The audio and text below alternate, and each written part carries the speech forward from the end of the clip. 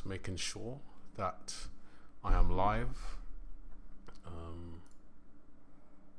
Yes, I'm live. What is going on, everybody? My name is Brooks, and welcome back to mufcMPB here on YouTube, keeping you up to date with all the latest Manchester United news, transfer speculation. Clubs to let me mute that. I can hear myself somewhere, and I don't know where I can hear myself. But I'm getting a bit woody now, you know. Okay, I'll sort it out the echo. But yeah, welcome back to mufcMPB. My name is Brooks, and unfortunately for everybody that's currently living in England, we seem to be having a little bit of a heat wave. It is so hot inside this room, and it is very uncomfortable. My back is itching because this literally really isn't the best t-shirt to be wearing in the heat. But back on track, we will be talking about a few different topics today. Since the last show, which was yesterday at this, same time. Every show will be at 7 p.m. by the way, guys. There has been a little bit of an update regarding one of our latest signing, Sofyan Amrabat. Of course, he is Moroccan and will be probably representing Morocco at the Africa Cup of Nations. But he has had to withdraw from this international call-up. There is an official statement coming from Manchester United. Sofyan Amrabat will not take part in Morocco's September internationals after being withdrawn from the squad due to injury. He will return to work at Carrington. Now, I don't think that this is a big injury. I saw something else. I don't think it was official, but I did see something saying it was something extremely minor or it's just a precautionary measure, which I'm a fan of. I get behind it. I don't really want to see a certain Manchester United players play international football. So I'm a big fan of this. Of course, when Sir Alex Ferguson was around, players not going on international duty was a big thing. It's just to save the players, because at the end of the day, playing international football literally 4 games into the league season, in matches you might perceive as being less important, it's not worth the risk, is it? It's not worth playing in a friendly against a side you really don't really care about, picking up an injury and being out for 4 months, especially with a brand new signing. So I guess I kind of did expect it. And I'm happy that he's back at Carrington. It means he'll be properly ready and fresh, hopefully, for the game against Brighton, which I think is our first one back. So yeah, I have honestly no complaints with that. It is official though, so he is back at Carrington. I'm going to see if I can pronounce this name correctly. Agbaji or Agbaje. Please correct me if I'm wrong. Hello, everybody. Ronnie, Mazid, and Callum. Hello, guys. How are you all doing today? It is very, very hot. I'm sweating. I'm uncomfortable. And I'm dying to crack open the window. However, I do know that as soon as I open the window, Bugs Life 3 will happen on my front room floor. So I do have to kind of have to be careful here. Hello, RC. If you have just joined, we did start off with some breaking news today regarding Sofyan Amrabat. He has withdrawn from the Morocco squad for their September internationals, and he is back at Carrington. 1, I'm a fan of it. 2, I think it should happen more often with many more of our players. And 3, I'm happy because I do believe, or I'm hoping that it means he'll be fresh and ready for our match against Brighton, which is the first game back. It's not a serious injury. It's just a precaution, so don't jump the gun. Don't get too upset right there. We have to think about club football right now. I'm not really interested in these internationals, to be fair. A bit more on Jadon Sancho as well before we start talking about Sofyan Amrabat and the impact we think he can have on the team. A bit of other news regarding Jadon Sancho, reported by Alex Crook, who is a chief football correspondent for TalkSport. Regardless of your opinion on TalkSport, I think it's absolutely rubbish. Alex Crook is decently reliable. He says that Manchester United were prepared to sanction a move to Saudi Arabia for Jadon Sancho yesterday, but ultimately nobody was willing to meet their request for a £50 million obligation to buy. I'm happy that he's staying at Manchester United. I said this yesterday. I do want him to get some game time and really, really prove himself. That does bring me on to something else regarding Jadon Sancho. I'm just going to find a quote from Ryan Giggs because he has been reported to have said something today, to do with the Erik ten Hag, Jadon Sancho situation. He said, "It seems like this is the last throw of the dice. Call him out publicly and see how he reacts. From the outside, we don't know, but it looks like Ten Hag has really tried everything with Sancho." And by that, tried everything with Jadon Sancho. He's talking about giving him and allowing him to take 3 months off, kind of protecting him from the media, managing his minutes properly. And I guess on the other hand, you could say maybe he's been overprotected, because when Jadon Sancho does, put in a good performance, he gets dropped for the next game or so on and so on. But I do agree with Ryan Giggs. He has really tried everything, and it happens a lot in terms of managers publicly calling out their players or naming and shaming players after matches. Obviously would happen more often. Obviously would happen more often after a defeat. This came against Arsenal, the 3-1 defeat at the Emirates. Ten Hag said that Jadon Sancho wasn't in the matchday squad because he wasn't training very well in training. He wasn't, performing very well in training that week. And another quote from Ryan Giggs on this situation was, "When he came to the club, I was a fan. I thought he would progress, which he didn't really do. Ten Hag tried him in different positions, gave him time to get back into shape. For me, calling him out publicly is probably the last attempt to get the best out of Sancho." RC says Erik ten Hag needs to pattern up. Stefan Brooks, have you seen Lindelof's comments regarding the Sancho situation? Romano posted them on his Instagram. No, I haven't. I will check now, actually. When that must have been quite recent. Fabrizio Romano. Was this on his story? I'm just looking for it now.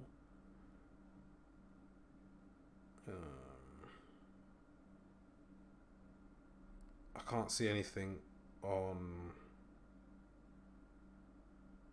Oh, okay.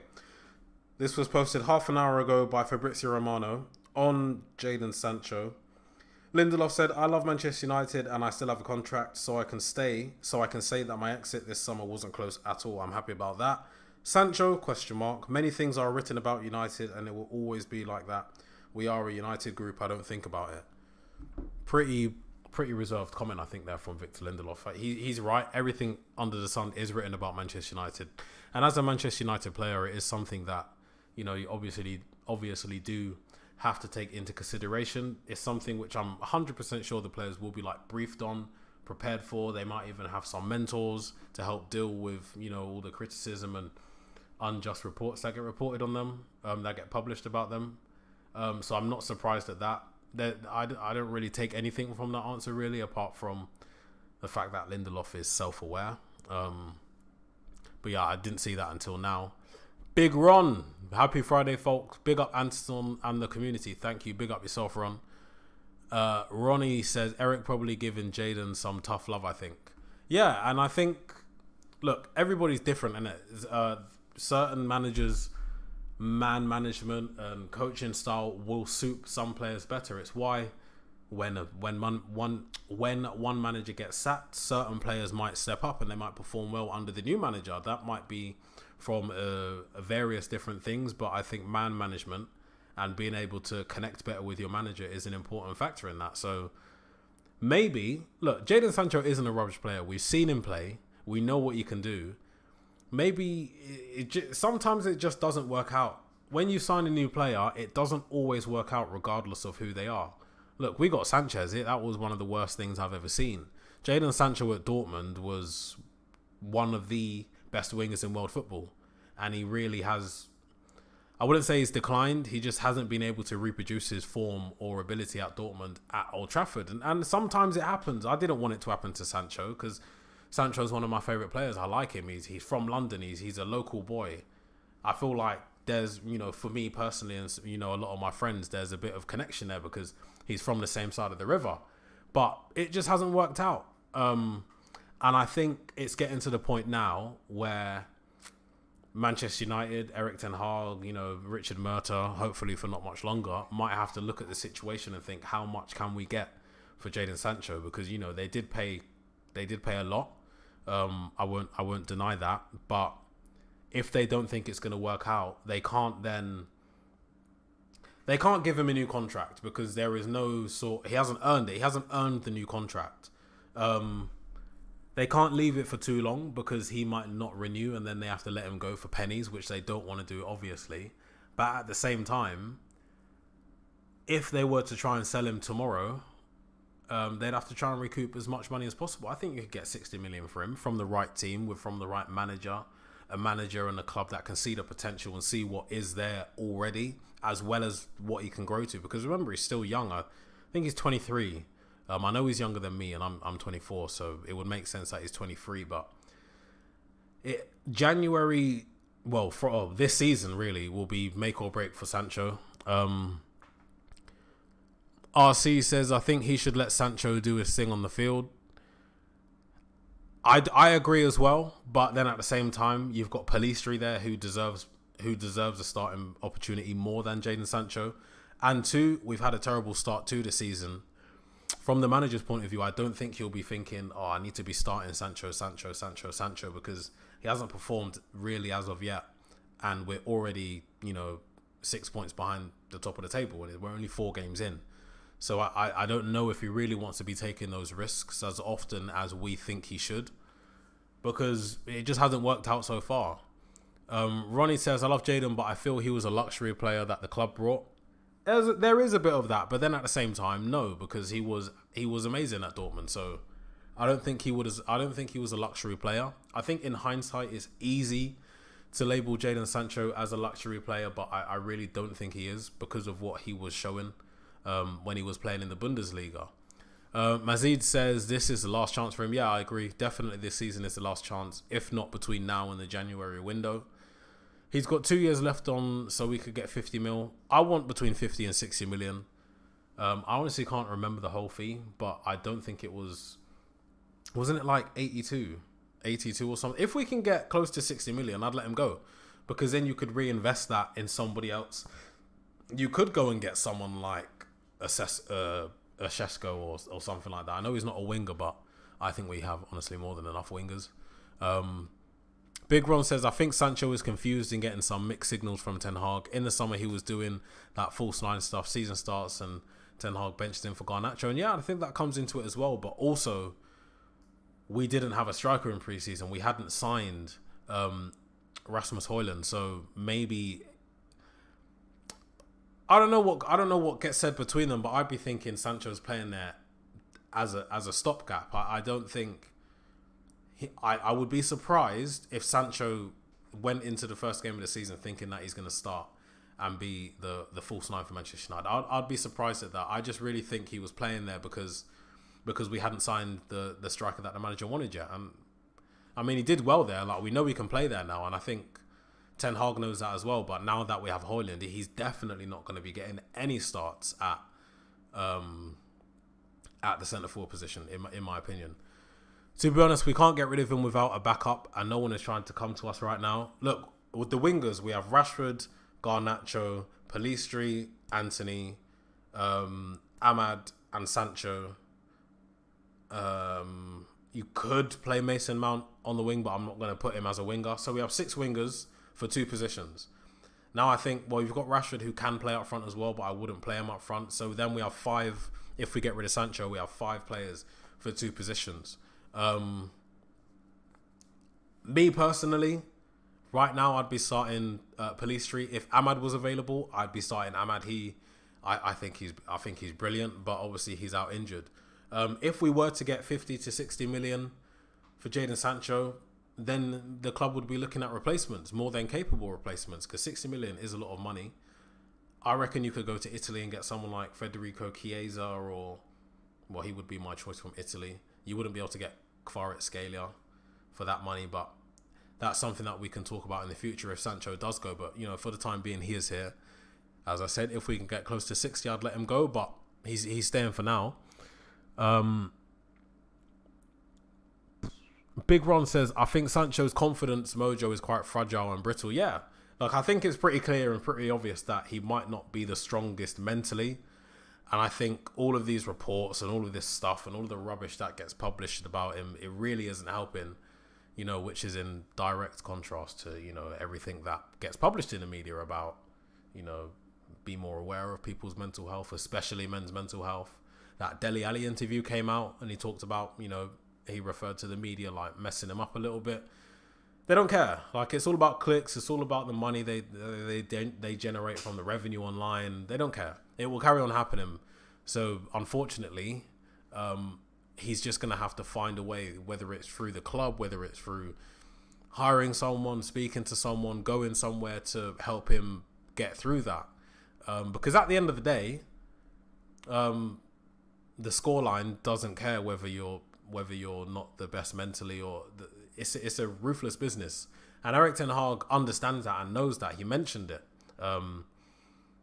which was another thing. He wasn't actually cleared to speak about Sancho's mental health, but he knows that Sancho might not be the strongest, so he might not perform the best on the pitch. But at the same time, he's not going to be like, oh yeah, I'm going to play him because he's feeling a bit down. It gets complicated like that, and some people might not want to hear it, but that's just the way it is. Hello, I like your umbrella. That's not my umbrella. Well, it's in my home, but it's not mine. But thank you. Stefan says, I agree on what you said about Sancho. Likeable guy, and it's always nice to see someone from the same area as me thriving. Like you said, and even more so when they play for the club I support. Exactly. Like, he came in as a fan favourite. I still think he is one of the favourites, but the fans might slowly be starting to turn on him, which is what I'm scared of, because I think once it does start, once he gets the Maguire treatment, I guess, he's gone, to be honest. Ronnie says, watching the Denmark game yesterday, Højlund is really impressing me. Hit the post yesterday. Look, with Højlund, yeah, you have, in my opinion, an old school striker. He plays with a ferocity that Martial wouldn't give you, Rashford wouldn't give you, Weghorst wouldn't give you, Cavani would give you, so he's one. Igalo wouldn't give you, Ibrahimovic would give you. Now look, you got Cavani and Ibrahimovic on this hand, Martial, Rashford, Igalo, Weghorst, can't remember the other person. So you got 4 mediocre strikers on one hand and 2 world-class legends of the game strikers on the other hand, and that's the category that Højlund fits in. I think his potential is insane. The way he plays, it's all action, but not in a erratic, dangerous, what's that word? Impetuous, I think that's the word. It's not an erratic, dangerous, or impetuous way. It's sort of like a controlled fire inside. I love it, and I'm so happy that he's here. He did very well against Arsenal, and of course it was San Marino, so take it with a pinch of salt, but it was a very good performance. Bath Time says, have you spoken on the news rumours about Casemiro and Amrabat? No, not yet. I haven't spoken about that just yet. It's still very early on in the show. Minor return is close. Want to see how he does. Yeah, I'm excited for that. He'll do very well. He'll get back into the team eventually. Evening Brooks, good evening, Geezer Gaz. How are you doing? Seize power and take the umbrella. It's mine now. Like, I don't know whose it was. Ash Mepper says, hey Anton, Sancho timed his statement horrendously. No, I know, trust me. Anthony having his problems means that Sancho would have got a chance to get a run of games there. Not sure now. Apparently they're trying to sort it out in-house, which I'm happy about. I'd rather it gets... what's it called? I'd rather it get sorted behind closed doors and let him do the talking with his feet on the pitch. Martial isn't mediocre. Martial's... okay. Obviously, all the strikers that I named are good strikers, but I'm talking about the way they play. You've got Cavani, who's all action. Ibrahimovic, all action. Weghorst, Martial, Igalo, Rashford. I know there's another striker which we've had in the past 5 or 6 years that I'm forgetting, but they don't play the same way as these guys. Højlund fits into that category. These guys don't. They're more passive than the people that I'm comparing them to. That's the type of mediocrity I'm talking about. But there is just a bit of new news coming straight from the MPB himself on Sofyan Amrabat. This was reported by I Am Akram Pro. Honestly, I don't know who he is. I've not heard of him. But he says, well, it's from a statement, so it's not a report. It's something that the Morocco manager actually said. So he said Morocco manager Walid Regragui, I don't know how to pronounce that, sorry. Sofyan Amrabat felt something and we let him go as precaution because he has just started his new adventure with Manchester United. And that right there, I think, is a good international manager who cares about the welfare of his players. He understands that maybe he isn't... Sorry, guys. He understands that it's Manchester United. Look, I don't think we've ever had a Moroccan player before, if I'm not mistaken. Being the first player from your country, a country like Morocco, is a big thing. It is a very big thing, and his manager won't want to jeopardize this opportunity by playing him through injury. So obviously, as a precaution, he was removed, and he's back at Carrington. So I'm happy about that. Bath Time says, before he bulked up, Martial was great, like he's Darren Anderton or R9, where he looks like he's carrying too much muscle, hence their injury records. And I think that's true as well. Yeah, I mean, I was never a professional player, but I did play football at quite a decently high level. And back then, when I was playing, I think I was 68 kilograms. That was the weight that I was, operating at, 68 kilograms. And then I, stopped playing for a tiny bit. I went to the gym. And then when I started playing again, I was between 85 when I started, carried on going up because, I was working out, I was getting bigger. And then when I got to 94 kilograms, I still thought I could play football in my head. I couldn't. I tore both my hamstrings, one of them twice and the other one once. And only on the last time I tore my hamstring, it clicked in my head that it's because I'm too heavy now and I can't do the same things that I used to do. And that's why footballers have a strict diet plan. They have a strict workout plan.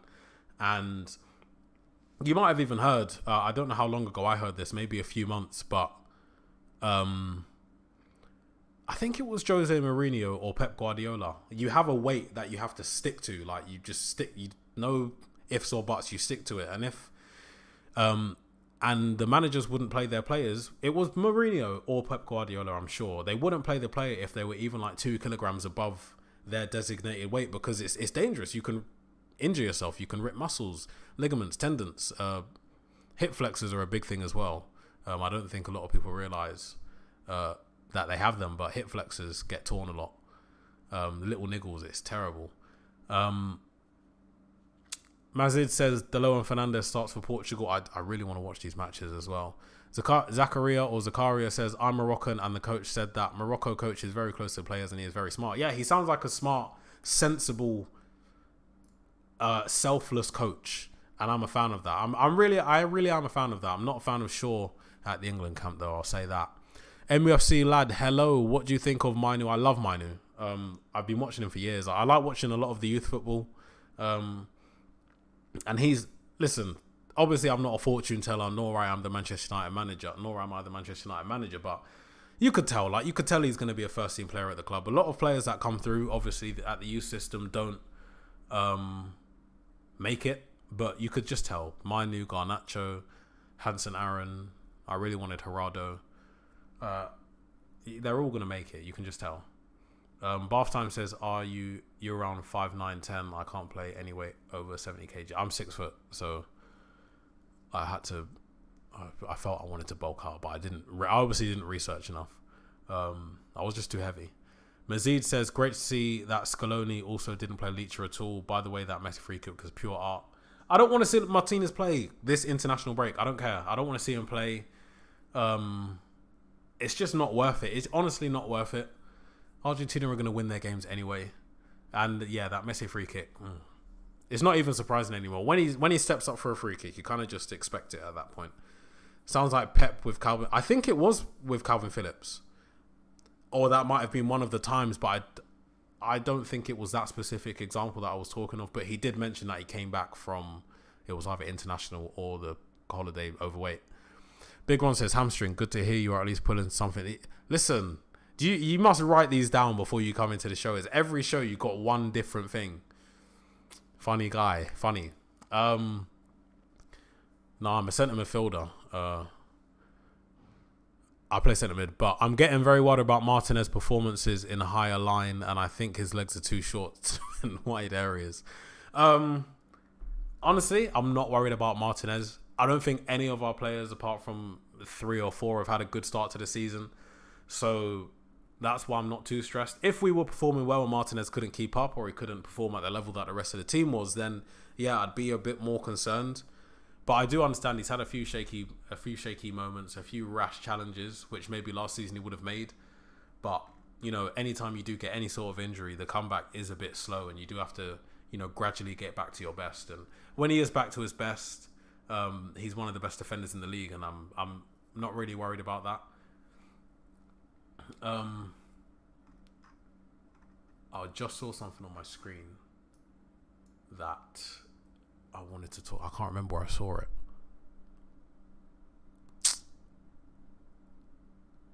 I cannot remember where I saw it. Completely lost it.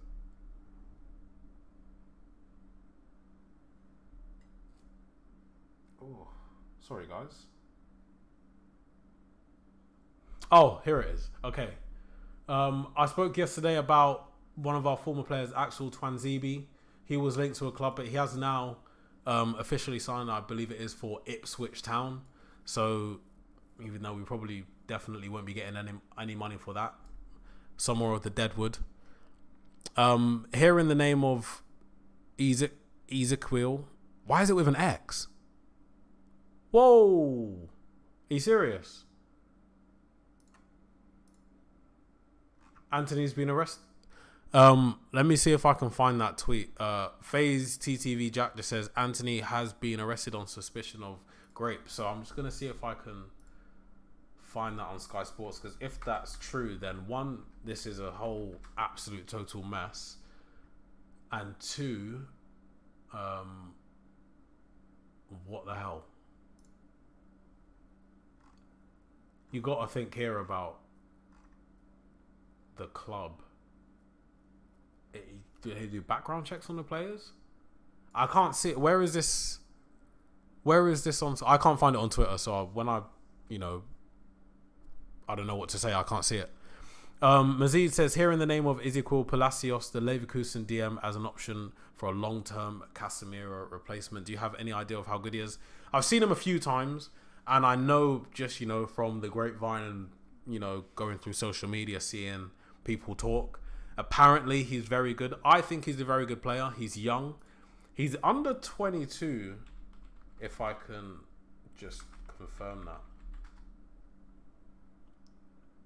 He is... Oh, he's 24. Okay, he's older than I thought.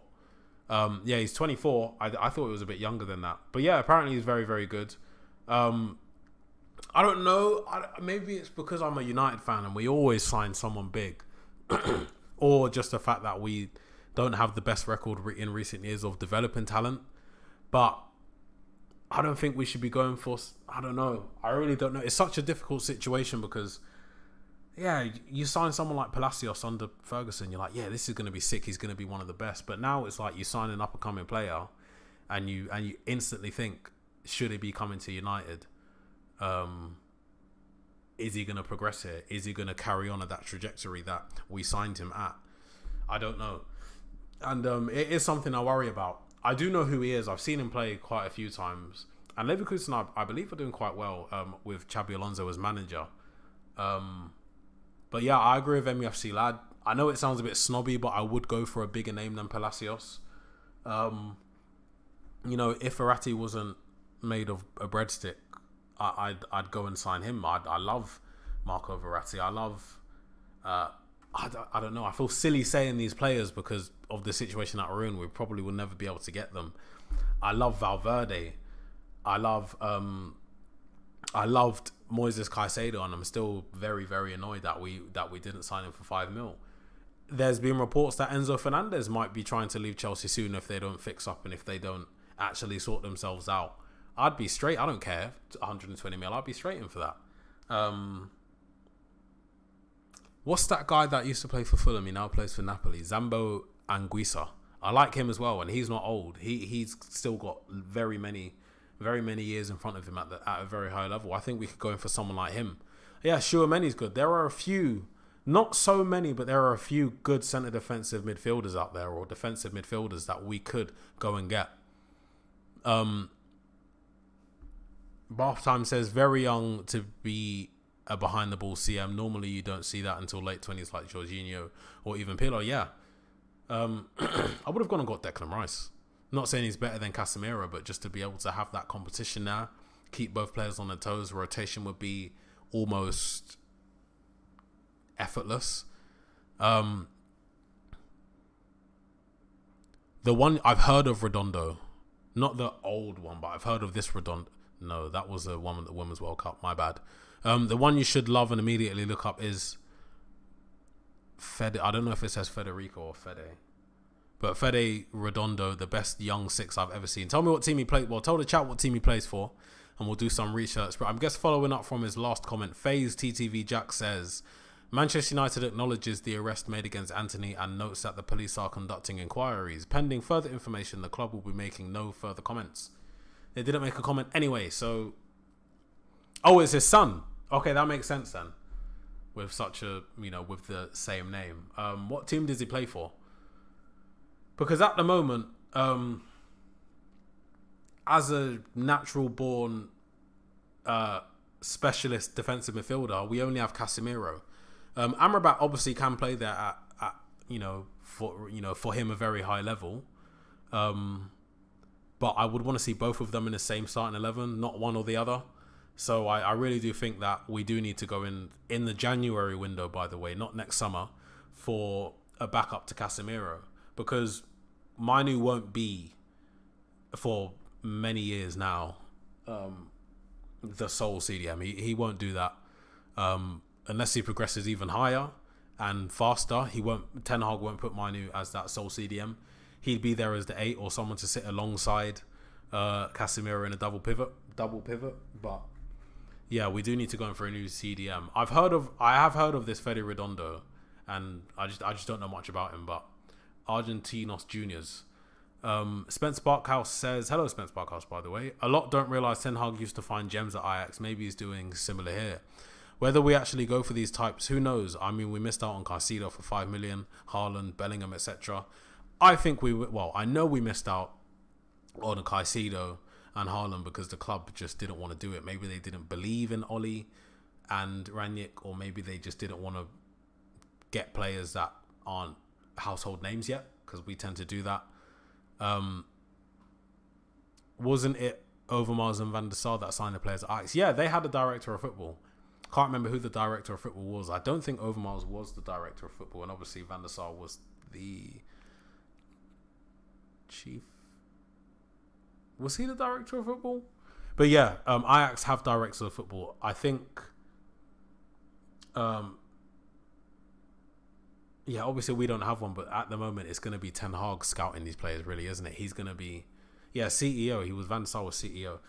Ten Hag is kind of acting like half a director of football with his members of staff, and he's going to be the one that's, saying, scout these players and doing all of that. He shouldn't be doing that.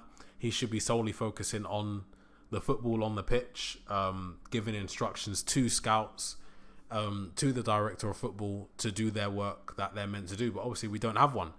That's obviously why we have so many, missed shots, not literally shooting at the goal, but there's players we sign, it just doesn't seem to work out because we don't have someone on top of Ten Hag getting Ten Hag players.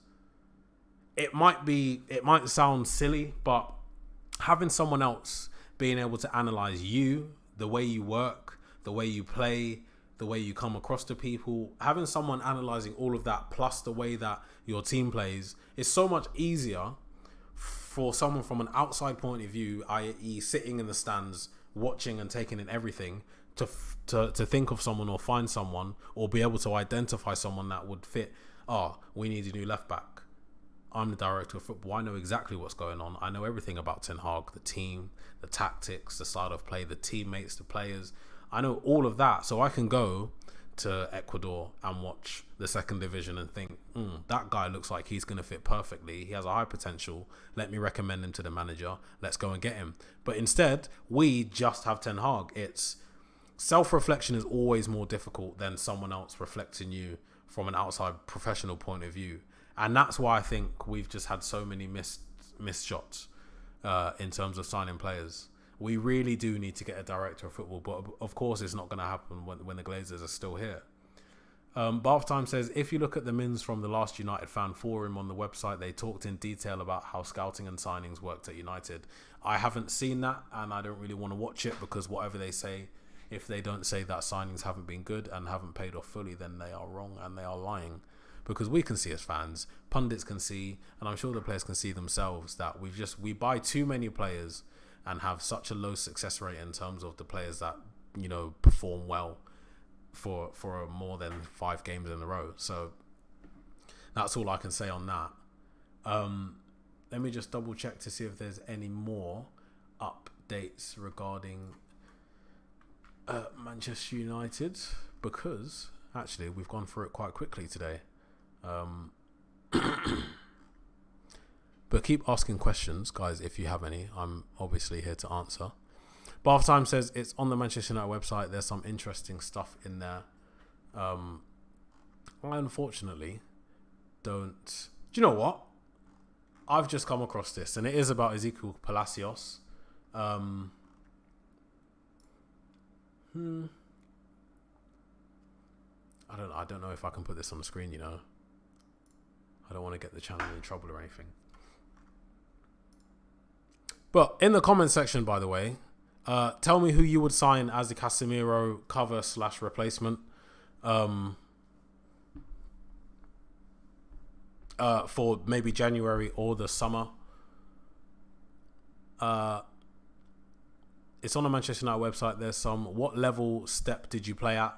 I stopped in whenever I went to uni. It was either 2018 or 2019. I think it was 2018 when I stopped, because I did break my ankle, so obviously I couldn't play. But I was playing for Molesey at the time. It was either Molesey or Kingstonian, 2 teams. One of them in London, Kingston, and the other one was in Thames Ditton, I think is the borough, just outside of Kingston. We played a few FA Youth Cup matches, but it didn't really get more exciting than that, to be honest. Fede Redondo in a heartbeat. I'm going to type his name in now. Obviously not going to watch him on stream, but I will watch him afterwards. Also, something I haven't mentioned is something I have been watching. Congratulations to mufcMPB's YouTube. We are now on 1,301 just subscribers. So if you haven't already, make sure you do hit the subscribe button as well as the like button. Also, make sure that you do follow at mufcMPB on Twitter, as well as myself if you want to. That's at Anton Brooks AMB for all of the Manchester United latest updates and news on obviously MPB's page. But if you want to keep up with my, you know, tweets and whatever, then make sure you follow me, because I do actually tweet about football and I do like to tweet back. I do engage. I won't bite. So give me a follow as well. How many likes are we on, by the way? Currently on 6 likes, and I know we can do better than that because there are 16 of you watching right now. Let's get that to 10 likes in the next 5 minutes. And I'll be very happy. But yeah, very happy about the next little milestone of 1,300. Won't be able to do it in this stream, but the next little milestone will be 1,400 subscribers. Hopefully we can grow this community even more and just thrive. There will be shows every day from Sunday to the Sunday after that, every day at 7 p.m. It will be me, Anton Brooks, Ash Meppers, who's in the comments section right now, and Anil, who hasn't done a stream yet, but he will be on your screens in the next few days. Every day streaming at 7 p.m. British Standard Time. Sorry, guys. Spencer says 19 watching and only 18 likes, guys. Right? Get those likes up. Maziz said, in the summer, I want us to go for Zubamendi. Isn't he Spanish? That's the Spanish guy, isn't it? Giza Gaz says, did you see the MUTV fans that was launched today by the club trying to spin positive PR? I saw something. I can't remember what it was. I did see something, but I didn't really pay much attention to it. Trying to spin positive PR and trying to overshadow the absolute shambles that is going on at the club. It's just another day as a Manchester United fan. I'm assuming Redondo says he's basically a Busquets regen. Busquets for me is the best DM. Best DM I've ever seen. Might not be the best ever, but best in my lifetime. Quadio Kone from Gladbach would be the man for me. Wasn't he the one that was linked to Liverpool as well? Do we know why that deal didn't go through? Stefan says, I know it's early on in the season and United are never active in January, but thoughts on what we require in Jan to help bolster the squad? We obviously need a lot, but what would you prioritise? Me, obviously in the comments as well, guys, answer that question. Who would you prioritise in the January transfer window? What positions? For me, it would be left back, centre back. I'd still want another striker, and just another winger. I would have gone for Diaby, but he went to Villa, unfortunately. I saw Zubimendi in the flesh last year. He's an excellent technical player, but I'm not sure about his duelling and abilities to jump lines in transitions, Mazid. Yeah, definitely. Like the stream, guys. And if you haven't already, hit the subscribe button. Share the stream on Twitter, Instagram, Snapchat. Make sure your friends are watching. We want to get as many people in this community as possible. Thank you, by the way, guys, for all the comments. Keeping it nice and active in here. Asking me questions. Getting me thinking. It is hot and my head is so hot right now. Technically, it's British summertime at the moment. Yeah, but it's just humid, man. It's just annoying. It's gonna rain so hard. I can just feel it. Bath Time says, we played him last year and witnessed the fabled CR7 Maguire front line for 10 mil. God. I did very well to forget about that. Thank you very much for reminding me. Because it's Liverpool. Oh, so I guess that's why they didn't complete the Kone deal. Matoma from Brighton. Oh, God. Can we talk? Okay, Spencer, hold that for 5 minutes. I'm going to mute my mic because I really need to cough.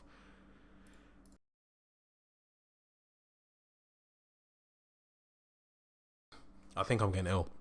But we will talk about Matoma because I do have such an opinion on him, which I don't think a lot of people agree with. Hold that for 2 minutes. Bath Time says the positions that we need to look at in January, I guess, are right back, right wing, CDM and centre back. MUFC Lad says left back in Jan. Callum says centre back, number 8 and experienced striker. Experienced striker being the key one there. Experience being the key word. Ash Mepper says left back, centre back and right wing. Although right wing is tough, there is just no quality out there.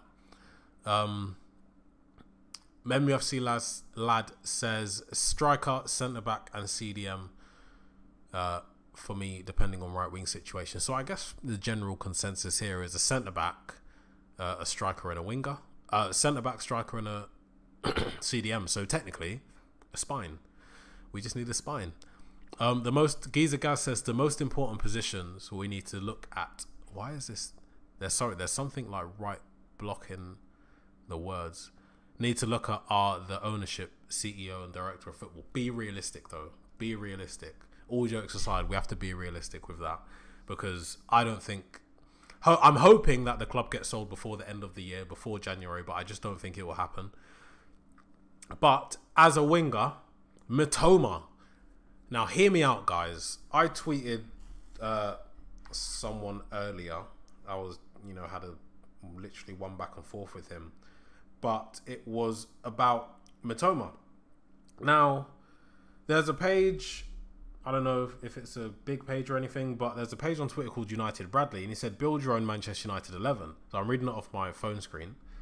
And we have the rules. 5 current Manchester United players must remain. And then you have a maximum of 2 from each individual league. So you have to fill up 6 players. So 3 different leagues. You can't have more than 2 players from the same league. So this guy's team was Onana, Martinez and Varane centre back, Hakimi right back, and Teo Hernandez left back. Chouameni in the middle with De Jong and Bruno. Chiesa on the right, Højlund on the left, and then you had Matoma on the left. My direct response to this was this Matoma hype needs to stop. Out of everybody in world football, Matoma is your guy. I'm questioning it.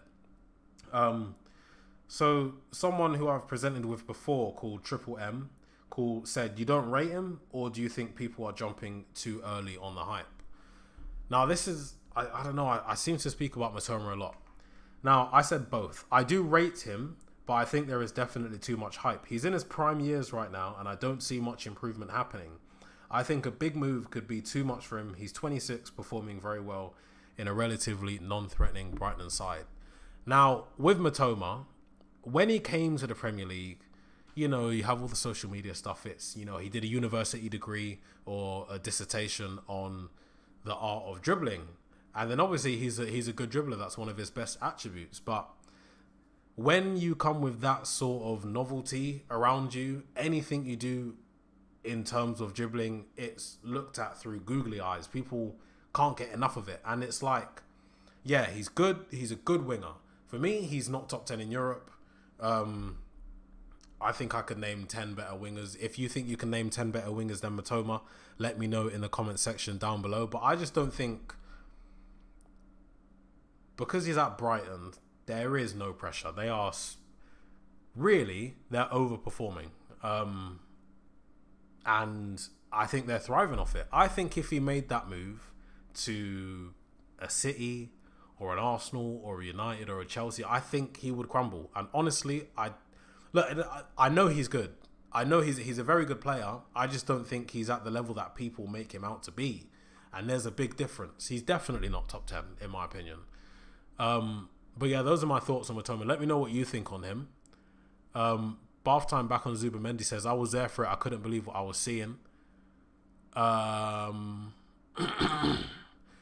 Time, we also need to improve fitness. Our coach is a 36-year-old called Charlie Owen, who has only 4 years of experience, and that was with the under-19s, as in he's head of first team fitness. I didn't know that. That's actually quite interesting to know. Stefan says, I tried to go and get Tony and try to move on Martial if possible. Do a swap. Swap them. I would swap them with money, obviously. Although it will be a tough, since he'd favour a move to Arsenal based on his interview with Stephen Bartlett.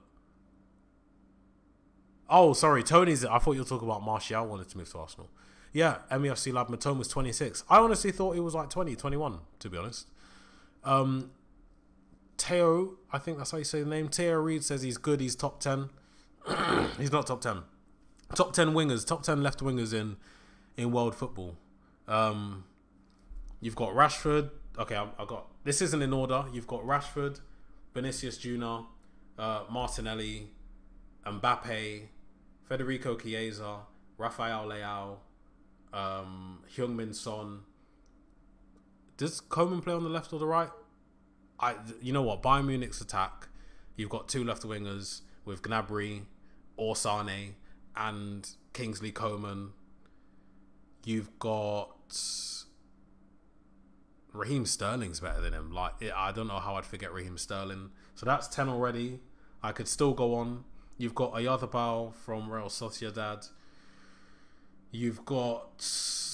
I'm just trying to think of all the big teams and all their wingers. So I'm on 11 now. You've got Barcelona's wingers. You've got Rafinha. Oh, sorry, he's a right winger. You've got... Who plays on the left for Barcelona? Someone tell me who plays... I'm not going to carry on anymore. But, oh yeah, Kvaratskhelia. I can't believe I forgot Kvaratskhelia. Yeah, Sterling is better than Matoma. Don't get it twisted. Don't fall into that. Sterling is one of the top wingers. Top wingers. He didn't have the best season last season, but he was Man City's main guy for a good few years. To be the main guy, the guy that they're relying on for goals in a Man City team when they're winning 5 Premier League titles in 6 years or whatever, 4 in 5 years. That's not just he's all right. Sterling was top of the top, and he's still top. Grealish, yeah. How can I forget about Grealish? Phil Foden even. Matoma, he's good. He's just getting overhyped, and I think it's because you have all of the stuff with that master's degree when it comes to the art of dribbling. It's comical, it's jovial, it gets people talking. When you get people talking about someone in a positive way constantly, when he does those things on the pitch, yeah, it's good, but it's not this good. It's this good. But people are making it out to be this good when you already have way more players already up here doing that stuff so regularly that it doesn't look like anything. That's just my opinion on Mitoma. I'd take him at United, but I wouldn't have him starting games. That's what I'd say. He'd be great to have off the bench.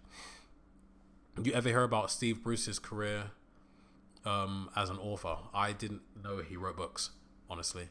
Would you rate Barnes over Mitoma? I think they're two different wingers. Barnes is direct, straight. He has that trademark finish.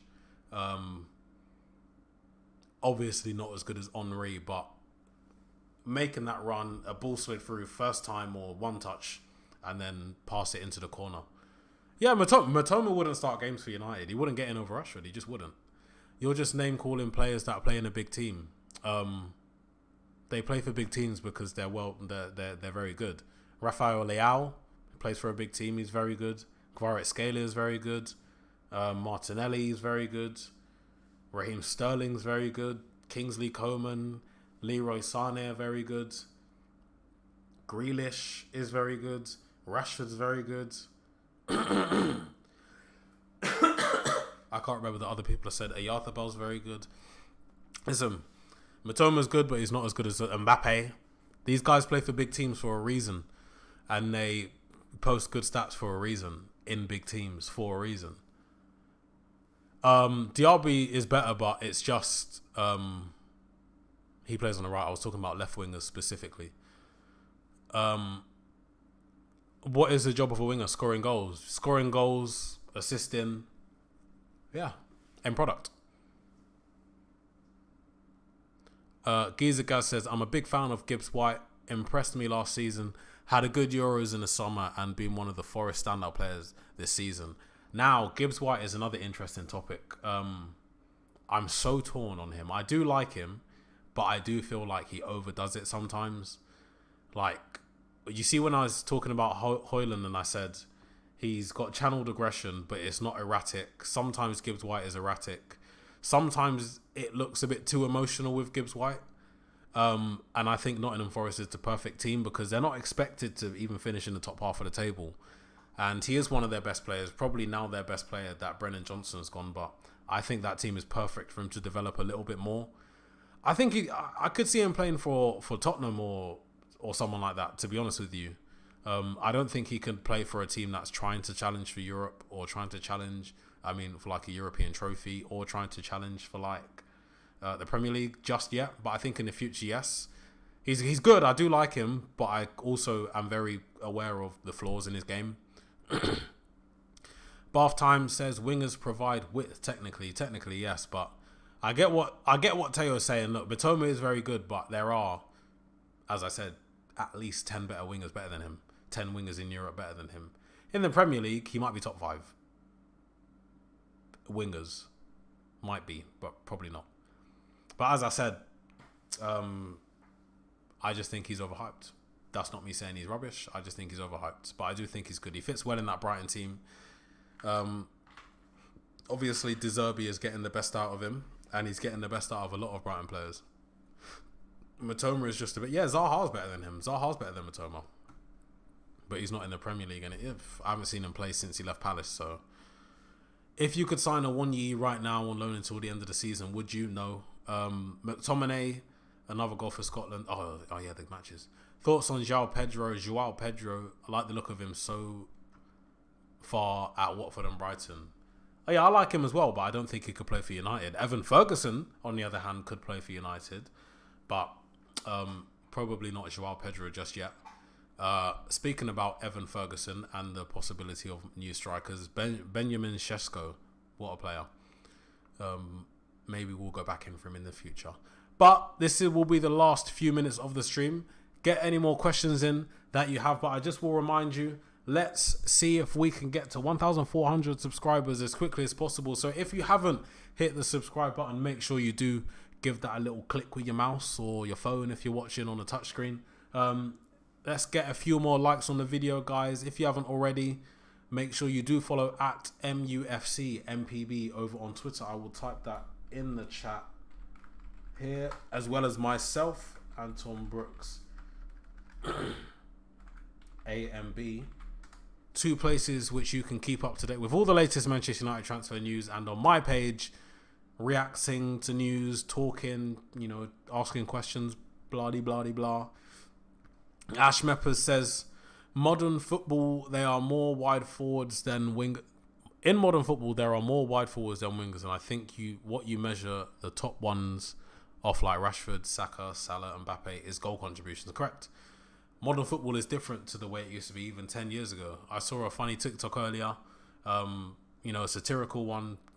Old wingers used to be all action. It was just step overs, beating your man, getting the ball and taking the shot. But now it's, shield the ball, stand the defender up, cut back, cut out, pass it back. I don't like it the way it is now, but, quick, direct, bully type wingers are my favourites. Stefan says he was brilliant yesterday, a goal and 2 assists against Northern Ireland. Talking about Shesko, by the way. Yeah, I watched it. I love him. He's way faster than I thought he was, and he's way better on the ball than I thought he would be. But I don't know if I completed my sentence earlier, because I do get distracted quite easily. Traditional, old, big, 6 foot plus number 9s, 6 foot plus, good in the air, quick on the ground, have like rocket fuel in their legs when they're taking that shot. They're making a comeback. They are making a big comeback. And now all is left is the 4-4-2. Just saying, 4-4-2, Onana in goal, Shaw, Martinez, Todibo or Tobido, cannot remember how it's correctly pronounced. Dalot, that's the back four. Across the four in the middle, you've got Rashford, you've got Casemiro, Amrabat. I'd put Bruno on the left, or I'd put Bruno next to Casemiro and put Mount on the right. Sorry. Then up front, imagine this: Højlund next to Evan Ferguson up front. Give me the keys. Give me the keys to Carrington. Forget Ten Hag. I've got a bald cap somewhere. I can put that on if needs be. But 4-4-2 with those two big boys up front, I think it'll be a sight to behold. But we are coming to the end of the show, guys. Make sure you do smash a like on the video. If you haven't already, hit that subscribe button. Make sure you do follow as well, mufcMPB, as well as Anton Brooks A&B on Twitter. If you have any more questions in the next 5 minutes or the next 2 hours or whenever, make sure you ask me on Twitter. I will respond. But it has been, I think, a good show. I need to drink. My throat is so dry. But I will see you guys on Sunday for my next show. I believe Ash is streaming tomorrow at 7 o'clock on Saturday. So make sure you are here for that. I definitely will be. One last question from Stefan. Thoughts on Malacia injury? The extent of the injury seems to be a mystery. Being little information about it. Yeah, honestly, I haven't heard anything about it. I honestly have no idea when he would be coming back. But hopefully it's sooner rather than later, because we don't have a left back apart from Reguilon. So we do need that. But yes, I will see you guys on Sunday. Hope you have a good weekend. And yeah, bye guys.